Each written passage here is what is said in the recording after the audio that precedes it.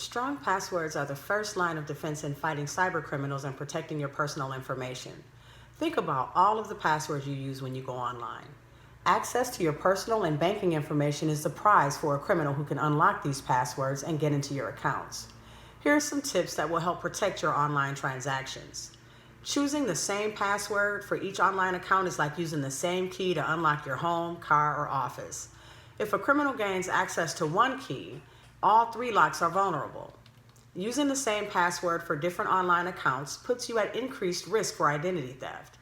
It is vital to create strong passwords that are different for each website and to change the passwords regularly.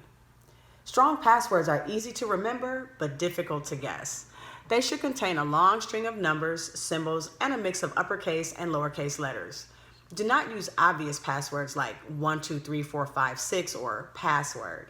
And avoid using publicly available information that can be looked up, such as your phone number or address. Between work, school, email, and social networking accounts, it can be difficult to keep track of so many different passwords.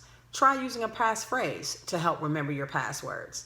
Take a popular song lyric like, "Here's my number, so call me maybe," and use numbers and symbols to turn it into something like this. A good passphrase will make it easier to come up with strong passwords and remember them too. Take advantage of two-factor authentication if it is offered on the web services. Two-factor authentication is an added layer of security that combines something you have, such as a code text to your phone, with something you know, a personal identification number, PIN, or password. To enable this added security, many websites ask you to add your cell phone number to your profile so the site can send you an additional login code via text. Once you have taken all the steps to create a strong password, make sure you keep it in a secure location and to never share your password with anyone. You may want to consider using a password manager that acts as a personal vault for your computer. Research the various password managers to find the one that best suits your family's needs.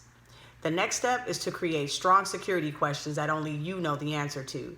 Don't use answers to security questions that can be easily guessed or that are publicly available.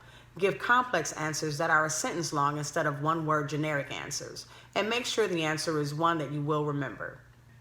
Find additional resources for consumers on the Department of Agriculture, Trade, and Consumer Protection website, where you can find detailed fact sheets on a wide variety of topics. Enroll in Consumer Protection 101 by subscribing to our YouTube channel or following us on social media.